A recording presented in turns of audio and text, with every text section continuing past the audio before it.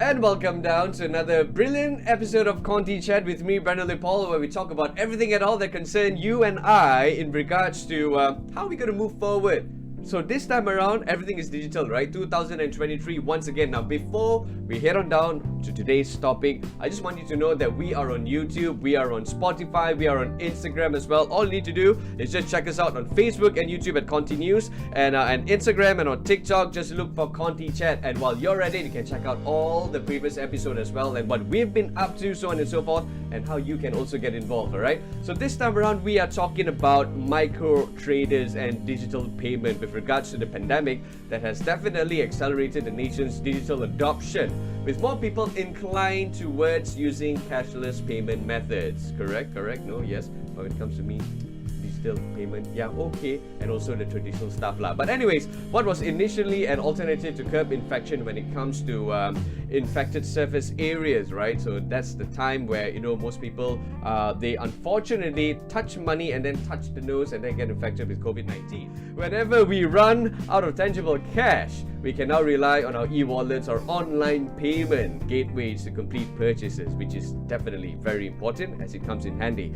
Now, the integration of e-wallets into marketplaces enables Malaysians from the lower income group to buy directly from producers from all over the country without the need to own a credit card, which is definitely a lovely approach as well when it comes to people trying to get the things that they love from the market, right? Well, to help us understand micro traders and digital payment as a whole, we brought in two lovely guests in the studio today. First and foremost, let's welcome Lina Rashid, Digital Payment Ecosystem Enabler for Merchants. Welcome to the show, Lina. Thank you. And also, two is better than one, definitely. Ahmad Shah Wahid, Rural Merchant Connector. Welcome to the show, Shah. Hi.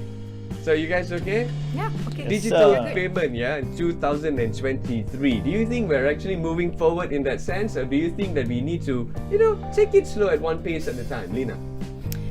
Yes, definitely we are moving into a better adoption of digital payments, and especially after the pandemic, rightfully what you mentioned, we can see that especially the rise of e-wallet usage, debit cards and what's not. But definitely there are certain target markets. So you're talking about the youngsters, 25 to 35, 30 to 35, below 40s. These are the easiest to adopt all these digital payments. Right. Shah, kids these days, every single thing, take out the phone, scan. Yeah. I can say that yes, the adoption of digital payment is now very, very widely spread. Right. But I can say that it still needs, I think, more of information going out on how to do it, how to use it. For me, for instance, I'm a 43-year-old guy. Okay. Right. But now I'm start to use e-wallet. Okay, but why though? Were you forced to actually go digital? No, it's actually very simple. Okay. It makes my life easier to pay. Right? It makes my life easier. So I think the option is good. But again, like I said, we still need to empower them, need to give them information about how to use it, how to do it, what type of phone is actually used for you and all that, Correct. So again, information is quite important to Lina. Lina, I have these issues, seriously. And I'm also going to say it. I think most people, our audience, they're watching, and probably the both of you in the studio, we have this issue when it comes to digital payment. Yeah. We fail to keep track of how much we spend most of the time, even though everything is written black and white. There's something about having traditional, the traditional method where you have money in your wallet, where okay, I withdrew 100 ringgit and now I have 80 ringgit. I've spent like 20 ringgit. Yeah. Right? That's actually an issue, right? Correct, yeah. You might, because with digital payments, you have your credit card, debit card, e-wallet, you might spend more than what you need to. Yeah. But again, I think we are still talking about early stage. So if people are very, the awareness is there, you know how to look at your transaction history, everything is captured there. So it's more on your self-control, self-management, your own personal finance management. So it is similar to you can also withdraw money and use it right away, 100 ringgit. So I think it's just maybe with time, self-management, and most importantly, discipline, right? Correct, discipline. Okay, so let's get the ball rolling right here. Now, any of you have the statistics when it comes to micro merchants in Malaysia, and where do you see the gap between micro merchants and SMEs in Malaysia? Maybe Shah? Okay, from our programs that we do now, currently 1.3 million micro merchants now, more or less, right? Active user, they're actually on digital is about 70 or 80%. the awareness is still important, right? It's still important because, for example, that the program that we do now with FastPay, we help to enable rural entrepreneurs, which is outside the city center, right? Actually, these are the people that need the awareness. They need how to use digital payment. To contribute to that, the awareness and how to use it is still important now, because at the moment, right, with FastPay, what we do is we actually help the sellers to understand how to capture your sales, how to actually use debit card to pay on mobile phone, all that. And I think the number of active user is still low. Okay. It's still low, yeah. The reason probably why it's still low. Yes, Lina, you want. If I can just add on to that, a part of the technology awareness or digital acceptance, digital literacy, there's also one of the biggest gap is the access to fast financing. Right. So as we are aware, the economic crisis caused by the pandemic has severely affected all these MSME, so the micro and SME. So the banks are tightening up the credit requirement. So there's like additional collaterals, additional guarantor, and also the approval may take quite some time. So the whole process also make it harder and then make it harder for the MSME to grow their business. As I think as we are all aware, the access to financing is very important for you to grow the business, for you to acquire the necessary, for example, workforce to grow your business, perform marketing and what's not. So so it's technology education, awareness, access to financing. I think these are the two major gaps between micro and the SME. Now, Shah, you just mentioned the rural areas relatively low. Would you say that they are actually afraid to adopt this method of payment, or are there any other reasons that they are of their concern? They're not afraid. They just need more information. Right. Yeah, it's more awareness, more information how to actually use this digital payment platform. Okay. So again, for us, when we enable them, we actually tell them, okay, what is payment provider that you can use, the platform you can use, how to use it on your phone and all that. So when you have that awareness and information given to them, it's actually quite fast, because they are very, very into WhatsApp. Okay. They are very, very into TikTok. Literally, bro. TikTok now, they have a TikTok shop. Yes. So for them to actually migrate from Facebook to Instagram now to TikTok is good enough. It's just that they have to know, okay, what's the best way for me to use the platform, right? And what are the issues that they will face? Because I think the scammers are also looking at this. Definitely. How you can actually bypass this, when a transaction happen, you lose money, There's probably an underlying, I wouldn't say truth, but an underlying myth here, or probably concern, in which whereby they would actually think that if you adopt this kind of payment method, the digital part of it, they think it's expensive. Would you say that? Yeah, there's always a perception that digital payments are more expensive than accepting cash. Yeah. Definitely, if for any merchant, if you accept a cashless payment acceptance, there'll be what we call a transaction fee charged by the banks or the non-banks. Right. What we call in payment term, we call it a MDR, merchant discount rate. So whereby when you use cash, there's no fee. But technically, there are a lot of hidden fees for handling cash. We're talking about the operation cost, the fact that you need to deposit the money to the nearest ATM, the fact that you may not have small change, and the fact that at the end of the day, someone manually you need to do the cash recon, cash counting and all that. These are actually the hidden costs that they may or may not think of. Then because they straight away think, oh, I might not get full 100 ringgit, I'll get like maybe 99 ringgit and 80 cents. Right. So if you start being calculative on that sense, then it's harder for you to adopt the cashless payment acceptance. Yeah, okay, that's actually a very good elaboration. Now, given the fact that yes, there are many options for us to choose from, right? Yeah. You've got the QR code and everything and all. It's just literally on your camera, pop, and that's it. Payment is made. But is there such thing as the best solution when it comes to digital payment? Maybe you, Shah, can talk to us about it more. Okay, well, to me, as a now avid user of digital payments, I think QRP is the best at the moment. QRP, because you have that do it now. I think correct. Do it now. So that thing is applicable to all banks, right? So when you use QRP, it's the best at the moment. But again, now Apple Pay also play a very big role. Because when you actually put your card into your mobile phone, especially on Apple phone, you literally just bring your phone everywhere. But that is the scariest thing ever. Exactly. You know? You get what I'm trying to say. But it's good. I like to use it because the thing is, when I even at Mamak lah, especially now Mamak can receive QR Pay, but I can use a debit card on my phone just to pay. Again, that is another step for people to actually understand. Okay, is it a good thing for me to use it? But again, you have to believe it to start to use it. But again, definitely. Now, Alina, would you say that given the fact that obviously Mr. Shah just mentioned about scammers, right? Okay, so when it comes to this payment method, so on and so forth, you mentioned that discipline comes and play along with the way that we spend money, right? But with all these payment method made easy for us to use and definitely easy for the scammers out there to also scam us, would you say that this increases our discipline and our alertness when it comes to payment? Like for an example, that pay, right? And now when we use that pay, we know that it's easy for money to go up. That increases our own self-security. Technically, yes.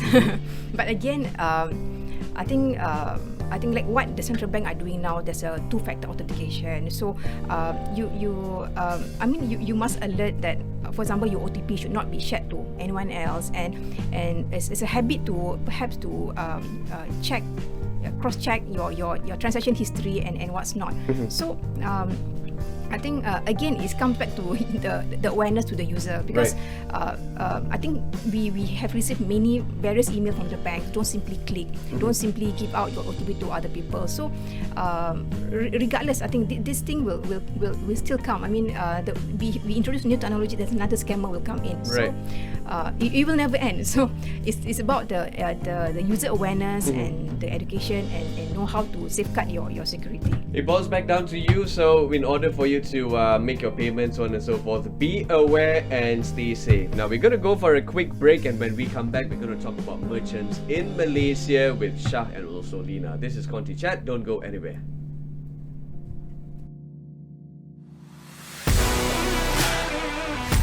Laporan terkini sukan tanah air dan luar negara di Stadium RTM. Bersiaran pukul 12 tengah hari dan 4 petang di saluran sukan RTM.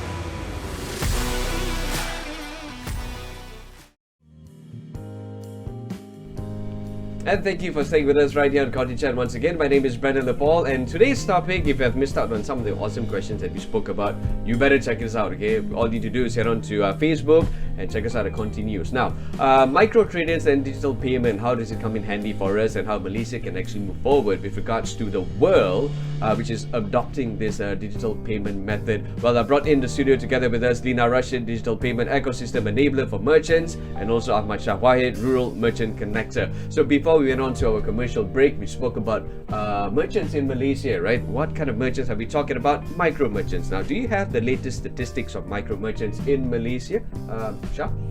Yeah, at the moment it's around about 1.4 million micro merchants, but they are the one actually contribute a lot to the economy at the moment. Yeah, because during the PKP, that was the time where everyone wants to become entrepreneur. Yeah. Everyone become entrepreneur. So, but to become entrepreneur, you need to know how to become entrepreneur. Yeah. So that is the booming time. So at the moment, you can see after PKP, now we are into endemic. They are still surviving entrepreneurs, but they are struggling.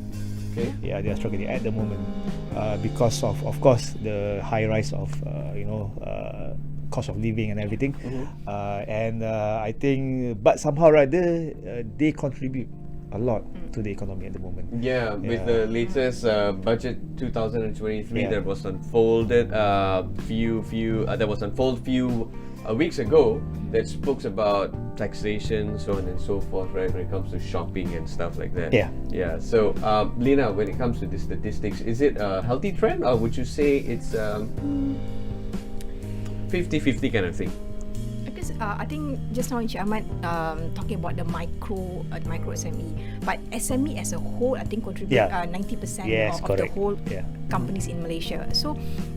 And I think there's one study mentioned that there's a RM90 billion funding gap for this micro and SME. So this is very critical when we're talking about these are the 90% that contribute to the number of industries or companies in Malaysia. So just now we're talking about the micro merchant statistic. Then I think in the latest budget they're also talking about some grants or loans giving out to the youth and the women entrepreneur as well. Because last week I think was the International Women's Day. Yes. So people are also talking about the rise of the women entrepreneur in Malaysia nowadays. It's like a movie, The Rise of Women. No, I think because the statistic I think for Malaysia is we are about 20% of Malaysian women entrepreneurs, and we are way below the likes of like Indonesia, where more than half of them are actually women entrepreneurs. Right. So we are talking, when we talk about micro, there's also the segment of youth or women entrepreneur that I think should be taken care of. I think women are more different than men. More than 50%. Even in our program, there's some more that we do with Ministry of Rural Development. This program in our so-called inventory, right? 70% is women. 70%. Well, which honestly, if you ask me, is a balance. Because you know why, Mr. Shah, the workforce that in the country and all over the world, which unfortunately takes in more men than women. So you see women how they can actually be a survivor. Correct. Okay. Of course, Mr. Shah, when it comes to there's one thing why I love Malaysia most. Why I really love this country is because when you are pushed to start something, there's always assistance. So let's talk about the government aid right now towards our fellow merchants and so on and so forth. So what can you tell us more about that? Generally, under the rural entrepreneur, whereby Kementerian Kemajuan Desa dan Wilayah, right? So they help a lot of rural entrepreneurs. So there is this program called Desa Mall. Desa Mall is a program to help entrepreneurs to grow their business via multiple channels. Right. The channels that we have is mostly online, where you can sell on Lazada or Shopee. Then you can also sell even on the petrol station as well. And now we are actually bridging the gap of digitalization. Right. It's a very tongue twister. So yes, the government now is assisting them how to actually go online, how to go on shops, how to actually even apply for grant or loans. Right. Because there is a way to actually to apply it. If for example, right, if you are a micro merchant and you don't have any current account, right? You need to open a current account for you to even apply for a loan. Yeah. Alright. Because that is the current issue that the micro merchant is facing. To open a current account, they need to have a deposit. So maybe they don't have that deposit. So some of the banks actually help them to zero deposit. You can open a current account and you can apply for loan. Because in their mind, if I open a current account and I somehow rather from enterprise company I become a Sdn Bhd, the tax people will come after me.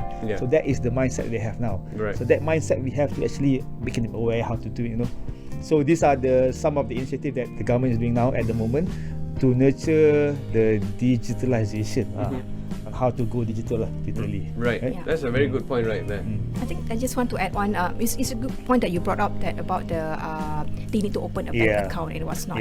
Because when the merchants adopting a cashless payment acceptance, so the money or the settlement fund will be credited to their bank account maybe the next working day. So compared to, we have some of the merchants under us, they kept all their cash at home, rolling for the next day and what's not. So when they go to the bank will say, okay, show me your track records. You don't have any track records. You can't show what you earn. You can't say verbally, okay, I earn 10,000 per day. There's no proof.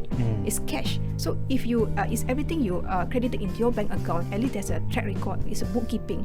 bookkeeping. So when you want to earn, when you apply for loan or grant, there's a proper track record, and people can see that yes, you are earning something, and your sales keep on improving month by month. So one of the way that to for cashless payment acceptance is also for you to be able to have access to all these grants and loans. Yeah. So I think for example, right, we have about 4,000 merchants under the Samoa at the moment. So most of them are all rural, right? Yeah. So when we start doing, for example, at Carnival, so we want them to adopt to digital payment. For example, they don't have to bring, they don't have to receive cash. So what we do is, okay, now you can have either QR Pay or a terminal or your phone to receive payment. So that from there you educate these entrepreneurs for them to educate the buyers. Okay, now you can start pay.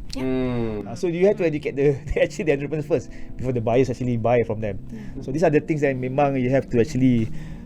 Oh man, the awareness have to be really good. Yeah. I think right now, unfortunately, when it comes to digital payments, so on and so forth, the scammers awareness is much more, or rather, it's more out there as compared to the importance and the security of this payment, actually telling you that it's actually safe to use it. Because at the end of the day, yes, it comes back to you and nobody else, right? And it's your own money and you have the rights to save it. So just be more careful when it comes to your activities online, especially.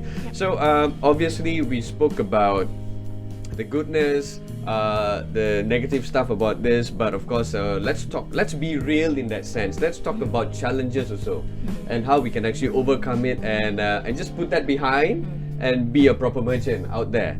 Your experience, common challenges that micro merchant, they face and they struggle as they try to move forward. Lina. Okay.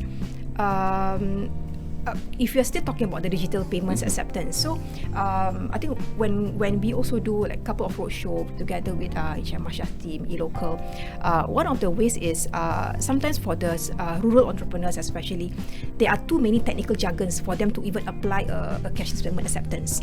So perhaps there should be a more simpler onboarding for these merchants, a solution that can cater to these merchants. Hence why there's a solution out there. Hence why the QR actually is easier for them to adopt. You don't need any terminal. You just stick your QR, do it on QR or any that QR can accept the payment. So hence why we can see like the QR is booming. Like everywhere can accept. Even all the Machikia seller out there can accept QR because simpler onboarding, simpler form. You are not asking too many forms. So sometimes make it simple for them to even adopt to start adopting cashless payment acceptance. Right. I think the some of the challenges that the rural entrepreneurs are facing now is a basic connectivity, access to internet. Okay. That is one of the basic problems that we are facing now. Right. Yes, we have 5G at the moment. Not all. We have 5G everywhere, but still, if you go back to any of the states, it's still on edge or even on 3G, not 4. So for digital payment to happen, you need to be on a stable access to internet. So I think the government is doing a good incentive on how they want to build more base station for internet access. Because with that access, it's easier for the digitalization roadmap to even go further.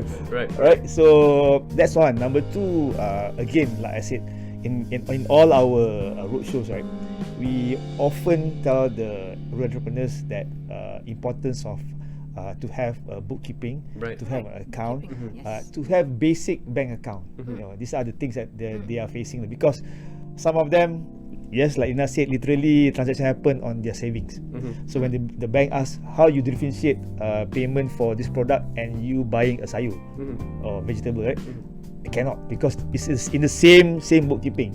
Right, so that's the issue. So the challenge is to tell them you have to separate this so that you are able to, okay, I can know how to differentiate my payment for my products and payment for everyday usage. So the awareness, the information giving to them, there are the challenges at the moment. Tapi we are moving towards that lah. I think we are in a very good route lah at the moment. I just love how you just mentioned that you just don't put all the eggs in one basket, do you? Right? Yes. Yeah. And let's talk about obviously the final question of the day, and which seriously needs the attention so as well, in order to move forward.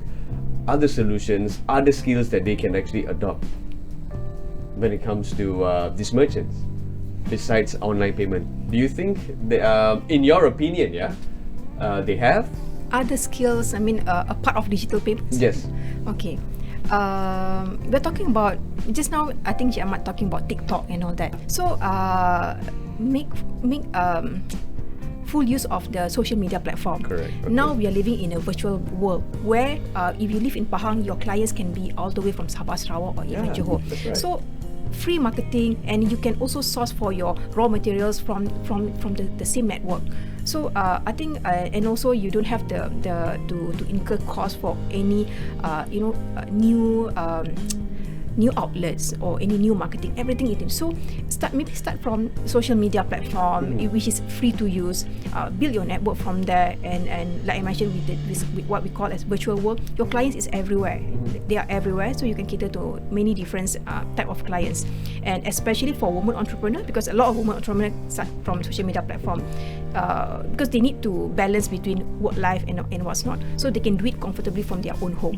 So that's something I think we're talking about digital literacy, financial literacy, social media platform. I think the usage is also one of the key things that I think they need to adopt. I think on my side, there are 5 verticals. Vertical. 5 verticals for you to become an actual digital entrepreneur, right? So the first vertical is actually you need to have access, right? Access to internet. So that's number 1. So you have to know who are the cellular providers who provide data plans for you, for you to understand how to use it. That's number 1. Number 2, you have to know also what type of platform that you want to push your product. Is it an online platform or is it an offline platform, right? Number 3, payment provider, or payment gateway, or even payment solution, right? So these 3. So once you know all these 3 verticals, you are good to go. But number 4 is access to financing, right? In order for you to make your business good, or you want to grow further, or I just want to buy more stocks, right? You need to have access to financing. So financing, either you can go with grants, with the government, or you can go with banks. Now banks are giving good rates for sellers, especially for rural entrepreneurs. They are going as low as 4% per annum, which is very good. The banks are helping them to grow further. And of course, last but not least, the 5th vertical is that you need to know who are your target market, right? If you do not know your target market, you sell whatever lah, is okay lah, thank you very much. You know, so these are the 5 verticals that I use always. Awesome stuff right there, Mr. Shah. 5 verticals, and also some of the adoption that Lina just mentioned is that we have to fully utilize social media. So incorporate social media and the 5 verticals that was just mentioned by Mr. Shah. Once again, definitely we are good to go. This is Contychat. I'm Brandon Lipaul. I'll see you next time. Take care. Bye-bye.